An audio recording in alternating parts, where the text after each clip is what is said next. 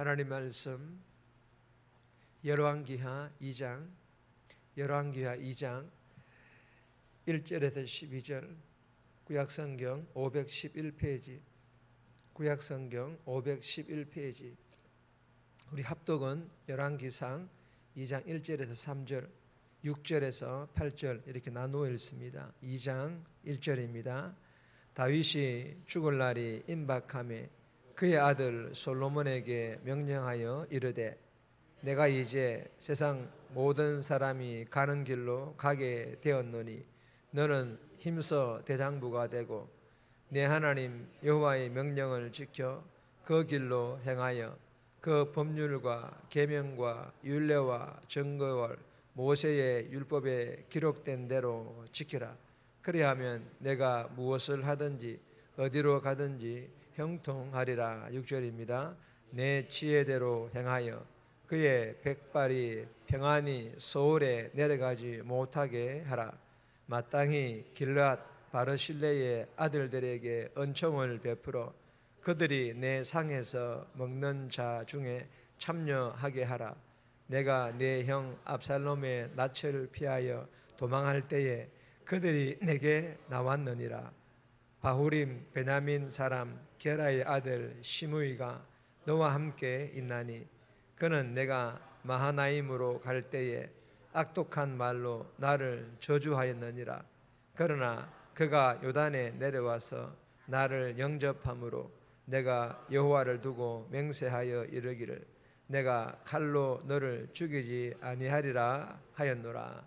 아멘. 오늘 본문의 제목은 다윗의 유언과 죽음. 다윗이 마지막 유언을 하고 이제 죽음을 맞이하는 그런 제목입니다. 오늘 본문은 다윗 왕이 임종이 가까워지자 그 아들 솔로몬을 불러서 유언을 남기는데, 그 내용을 보면 먼저는 율법을, 즉 하나님의 말씀을 철저히 지키고, 그 다음으로는 다윗 자신이 못한 권징, 죄에 대한 권징을 시행할 것을 지시하는 내용이 포함된 그런 유언의 본문입니다. 오늘 이 본문을 통하여 세 가지 교훈을 주시는데, 첫 번째 주시는 교훈입니다. 말씀대로 순종하는 삶, 말씀대로 순종하는 삶을 살 것을 우리에게 교훈합니다. 1절에서 4절까지인데 3절 말씀 보시면 내 하나님 여호와의 명령을 지켜 그 길로 행하여 그 법률과 계명과 율례와 증거를 모세 율법에 기록된 대로 지키라. 그리하면 내가 무엇을 하든지 어디로 가든지 형통할지라. 여러분, 다윗이 죽을 날이 임박함에 다윗 왕이 노쇠하여 이제 죽음이 서서히 다가오고 있다, 그 말이지 않습니까? 이로 인해 다윗은 자신의 왕위를 이어받을 아들 솔로몬을 불러서 유언하는 내용이 본문의 1절 말씀입니다. 본문은 주일 낮설교 때 제가 후회 없는 삶이라는 제목으로 나눈 적이 있었습니다. 다윗은 아들 솔로몬에게 하나님을 믿는 왕으로서 최우선적으로 해야 될 사명으로 하나님의 말씀대로 사는 것임을 유언하고 있습니다. 여러분, 하나님 말씀대로 사는 것이 후회 없는 삶을 사는 것인 줄 믿으시기를 바랍니다. 본문에서 법률, 계명, 율례, 율법은 한마디로 무엇이라 했습니까? 하나님의 말씀을 의미하는 그런 말씀입니다. 여러분, 하나님 말씀대로 산다라는 것은 하나님의 말씀을 아는 것으로, 즉 하나님의 말씀을 기억하는 것으로 만족하는 것이 아니라 삶의 최우선적인 순서로 삼아서 이 하나님 말씀대로 지키는, 행하는, 즉 우리의 삶에 적용하는, 순종하는 삶이라는 것을 우리는 이미 나누어서 알고 있습니다. 그래서 다윗이 아들 솔로몬에게 하나님을 믿는 왕으로서 하나님의 말씀대로 순종하는 삶이 후회하지 않는 삶일 뿐만 아니라 성군이 되는 길, 이스라엘을 하나님의 나라로 굳건하게 세우는 길이며 이방 군주의 길로 가지 않는 비결임을 한마디로 말하자면 어떤 일보다 중요한 것임을, 무엇이 하나님 말씀을 지키는 것이 중요한 것임을 유언으로 남기고 있는 것입니다. 그리할 때, 즉 하나님 말씀대로 순종할 때 우리의 삶에 적용할 때, 우리의 삶의 최우선적인 순수로 삼을 때에 내가 무엇을 하든지 어디로 가든지 형통할지라. 할렐루야. 여러분, 이 형통의 복은 제가 누누이 얘기하지 않습니까? 만사형통의 복이 아닙니다. 하나님 말씀대로 순종할 때예요. 그러니까 이 형통의 복이라는 것은 하나님 말씀대로 순종하는 그 자체가 형통의 복인 줄 믿으시기를 바랍니다. 우리가 하나님 말씀대로 살았을 때에 복을 주시든 복을 주시지 않든 상관없이 우리가 하나님 말씀대로 순종하는 삶 그 자체가 형통의 복이라는 것입니다. 그런데 하나님께서는 이 형통의 복을 좀 더 구체적으로 우리에게 주시기를 때로는 또한 원하신다라는 것입니다. 그 자체가 형통의 복이며, 그리고 하나님께서 우리가 잘 아는 것처럼 육체의 필요를 채워주시는 형통의 복이며 영혼의 필요를 채워주시는 형통의 복임을 믿고 오늘 하루도 주신 교훈을 마음판에 잘 새겨서 이 새벽에 주신 말씀대로 삶에서 순종함으로 이 형통의 복 받아 누릴 수 있기를 주님의 이름으로 축복합니다. 두 번째 주시는 교훈입니다. 징계의 필요성, 징계의 필요성입니다. 5절에서 6절, 8절에서 9절입니다. 6절 말씀 보시면 내 지혜대로 행하여 그의 백발이 평안히 서울에 내려가지 못하게 하라. 여러분, 이 평안히 서울로 내려가지 못하게 하라. 여러분, 이 말씀은요, 이스라엘이라는 이 영적 공동체, 이 영적 공동체는 교회를 의미합니다. 이스라엘의 영적 공동체, 즉 교회 안에 하나님의 정의가 흐르게 하려면 죄를 묵과하지 말아야 된다라는 다윗의 유언으로 이 하나님의 정의가 흐르게 하기 위해서 죄를 묵과하지 말아야 된다, 이런 의미를 담고 있는 말씀이 6절 말씀이에요. 여러분, 다윗은 아들 솔로몬에게 이스라엘 나라 안에 하나님의 정의가 흐르도록 하기 위해서 처벌할 자들이 누구인지를 오늘 유언을 통해서 일러주고 있습니다. 그 첫 번째가 요압입니다. 이 요압은 다윗 왕이 아브넬과 조약을 맺고 평화롭게 이스라엘을 통합하려고 할 때에 이 요압은 사적인 원한으로 아브넬을 죽여버리고 맙니다. 사무엘하 3장 27절 30절에 기록된 내용입니다. 그리고 다윗 왕이 내전의 상처를 치유하기 위해서 압살롬 편에 섰던 아마사를 등용했을 때도 요압이 자기 마음대로 이 아마사를 죽여버리고 맙니다. 사무엘하 20장 7절에서 13절에 이 내용 또한 기록이 되어 있습니다.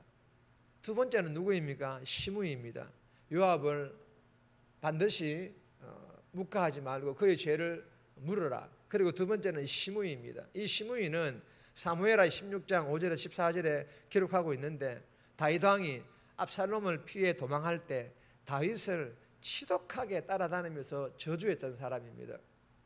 다윗 왕은 그때 당시에 정치적 상황 때문에 이 시므이를 벌하지를 못하였다라고 사무엘하 19장 21절에 23절에 기록을 하고 있습니다.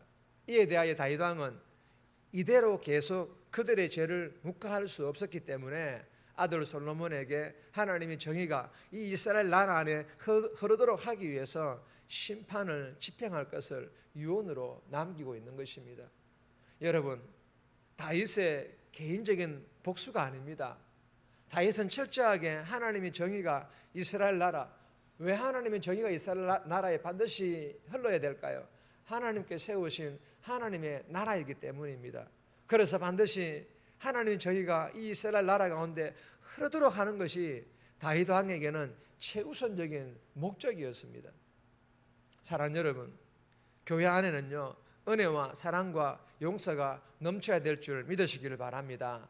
그렇다고 해서 죄에 대하여 모른 체하고 눈 감아주고 묵과하는 것, 이거 진정한 사랑이 아니라는 거예요. 진정한 용서가 아니라는 것입니다. 알게 되었다면 그 죄를 깨닫도록 철저하게 회개하고 돌이키도록 기도하며 건면해야 될 줄 믿으시기를 바랍니다.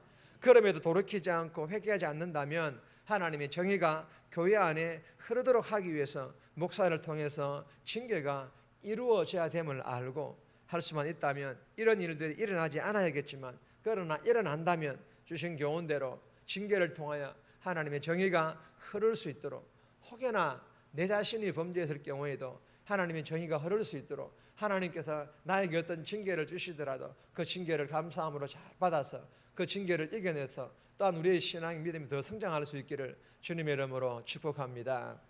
세 번째 주시는 교훈입니다. 칭찬에 인색하지 말라. 칭찬에 인색하지 말라. 7절 말씀인데 간단하게 살펴보겠습니다. 마땅히 길앗 바르실레의 아들들에게 은총을 베풀어 그들이 내 상에서 먹는 자 중에 참여하게 하라. 내가 내 형 압살롬의 낯을 피하여 도망할 때에 그들이 내게 나왔느니라. 여러분, 이 본문은 죄를 징계할 뿐만 아니라 선을 인정하고 장려할 때 공동체는 더 정의로워진다라는 그런 교훈의 의미를 담고 있습니다. 이 바르실레 이야기는 사무엘하 19장 37절 38절에 기록된 내용으로 다윗이 자신에게 은혜를 베푼 이 바르실레와의 약조를 잊지 않고 아들 솔로몬에게 바르실레의 아들들을 선대하라고 부탁과 더불어 유언을 하고 있습니다. 여러분, 교회 공동체는요, 선한 일을 칭찬하는 데 있어서 인색해서는 안 된다는 것입니다. 더 많이 칭찬하고 축복할 때 스스로를 칭찬하고 스스로를 높여서는 안 되겠지만 누군가를 칭찬하고 누군가를 인정해 주는 것, 그것은 필요하다라는 것입니다. 더 많이 칭찬하고 축복할 때 교회 공동체는 더 건강해질 것입니다. 그러기 위해서는 서로서로 칭찬을 잘 해야 되고 또 서로서로 축복 또한 해야 될 줄 믿으시기를 바랍니다. 그래 대면교회의 모든 성도들이 성도들 간에 더 많이 칭찬하고 더 많이 축복함으로 우리 대면교회가 건강한 교회, 정말 교회에 오고 싶은 그런 대면교회로 아름답게 세워져 갈 수 있기를 주님의 이름으로 소망합니다.